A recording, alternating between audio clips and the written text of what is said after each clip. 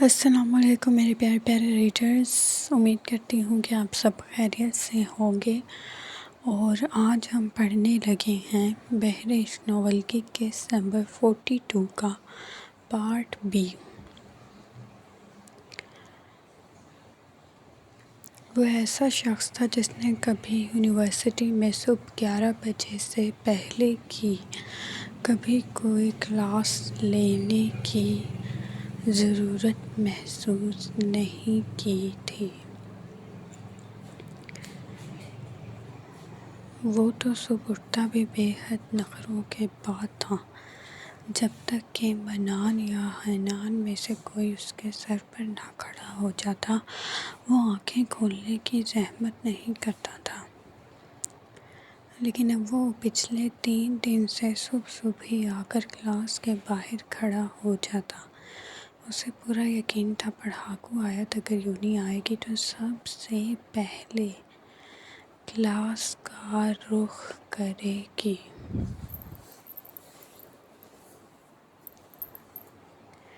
ارے یار، تو یہاں کیا کر رہا ہے؟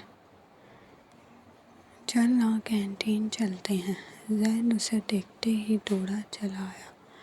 الیان نے اسے ایک گھوری سے نوازتے خاموش کروا دیا۔ زین نے کندھے ڈھیلے چھوڑ دیے۔ تو کیوں اس معمولی سی لڑکی کے پیچھے وقت ضائع کر رہا ہے؟ آج سے پہلے میں نے کبھی تمہیں ایسے نہیں دیکھا۔ واقعی وہ اسے تقریباً پچھلے 4 سال سے جانتا تھا، لیکن اس کا اس طرح سے کسی لڑکی کے لیے بے چین ہونا اس نے پہلی مرتبہ دیکھا تھا۔ تمہیں وہ معمولی لگتی ہے؟ الیان نے نہ جانے کیا سوچ کر وہ سوال کیا۔ تو اور کیا، تم نے دیکھا نہیں ہے وہ کیسے رہتی ہے؟ اس کا حلیہ ایسا ہوتا ہے کوئی ایک نظر دیکھ کر دوبارہ پلٹ کر دیکھنا گوارا نہ کرے۔ آس پاس دیکھ، ایک سے بڑھ کر ایک خوبصورت لڑکی نظر آئے گی، تتلیوں کی طرح اڑتی ہوئی۔ زین کی نظریں اب آس پاس بھٹک رہی تھیں۔ الیان نے خوف سے سر جھٹکا کہ تبھی نگاہ سامنے سے آتی آیت پر پڑی۔ ہمیشہ کی طرح اس کا نورانی چہرہ سنہرے رنگ کے حجاب کے ہالے میں چمک رہا تھا۔ سیاہ رنگ کے عبائی میں خود کو چھپائے اور کندھے پر بیگ لٹکائے چلتی آ رہی تھی۔ الیان کی نگاہیں اس پر تھیں اور زین کی الیان پر۔ آیت نظریں جھکائے اس کے بالکل ساتھ سے گزرتے کلاس میں داخل ہو گئی۔ زین کی بے ساختہ ہنسی چھوٹ گئی، جبکہ الیان اس کے یوں اگنور کرنے پر جل کر خاک ہوا۔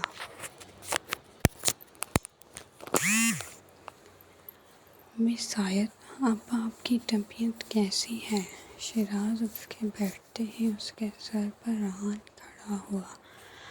آیت نے حیرانی سے اسے دیکھا۔ وہ اصل میں مجھے مس ہانیہ نے بتایا تھا کہ آپ کے پیر پر چوٹ آئی تھی، تو میں نے سوچا پوچھ لوں۔ شیراز نے اس کے ساتھ بیٹھی ہانیہ کی طرف اشارہ کرتے بات بنائی۔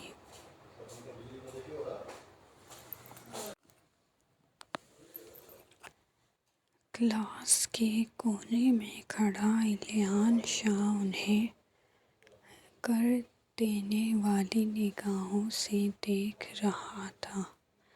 میں ٹھیک ہوں، مختصر جواب دیتے وہ اپنے نوٹس پر جھک چکی تھی، لیکن اس کا یہ جواب دینا بھی کسی کے اشتعال کا باعث بن چکا تھا۔ شیراز نے اپنی جگہ پر بیٹھتے الیان کے تاثرات کا بخوبی جائزہ لیا۔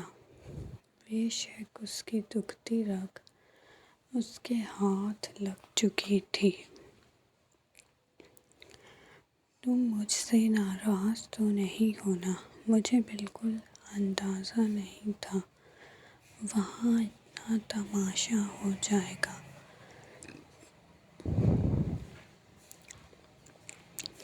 ہانیہ اس کا ہاتھ پکڑے مخاطب تھی۔ میں بھلا تم سے کیوں ناراض ہوں گی؟ تم نے تو میرا اچھا ہی سوچا تھا نا؟ لیکن جو بھی ہوا میں اسے بھولنا چاہتی ہوں۔ پہلے ہی بابا سے جھوٹ بولنے کا مجھے بہت برا لگ رہا ہے۔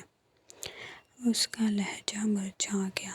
تم فکر مت کرو، میں تمہارے لیے کوئی اور جاب ڈھونڈ لوں گی۔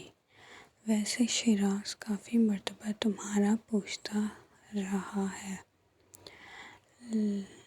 لگتا ہے وہ تم میں انٹریسٹڈ ہے۔ ہانیہ کی بات پر آیت کی آنکھیں پھیل گئیں۔ استغفر اللہ، یہ کیا کہہ رہی ہو؟ ہانیہ نے بے ساختہ ہنستے اس کے گال کھینچے۔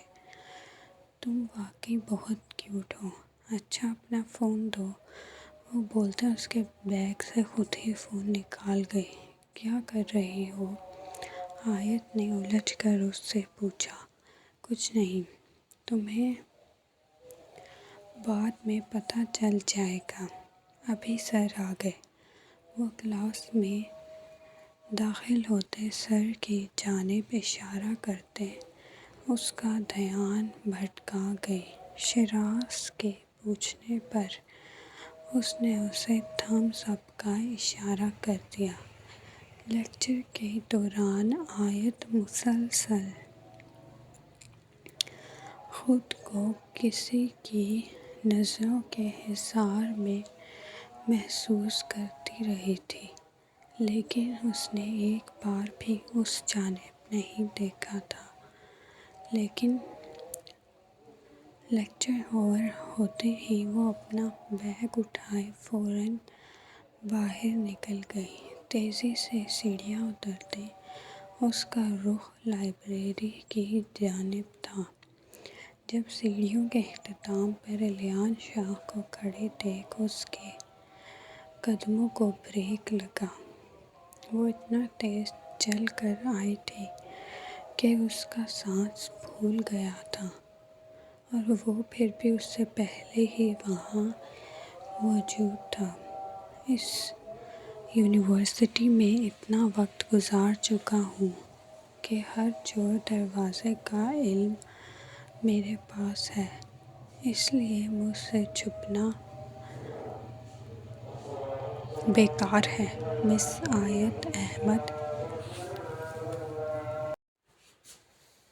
وہ اپنی گرے آنکھوں میں آیت نے حلق تر کرتے اسے دیکھا۔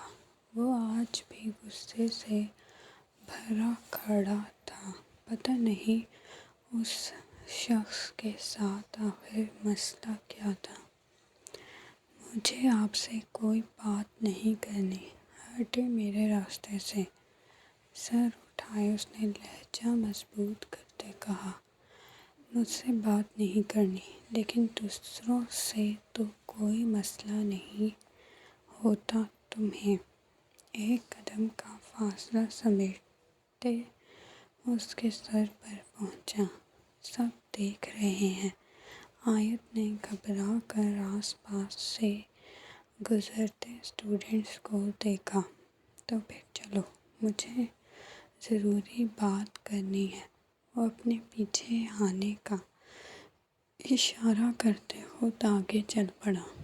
آیت گہرا سانس بھرتے اس کے پیچھے بولی، جو بات ہے یہی بتا دیں۔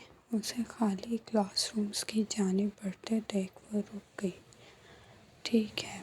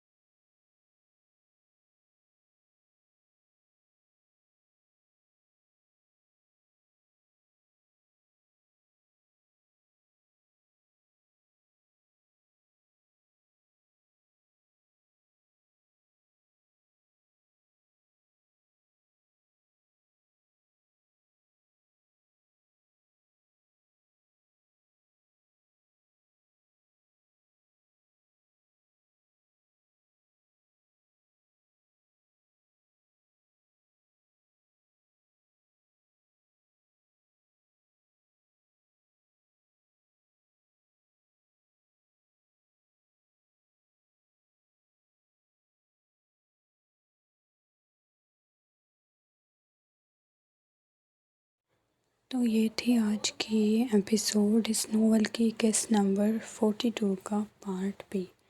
امید کرتی ہوں کہ آپ سب کو پسند آیا ہوگا۔ اگر پسند آیا ہے تو لائک کریں، کمنٹ کریں اور سبسکرائب کرنا نہ بھولیں۔ شکریہ۔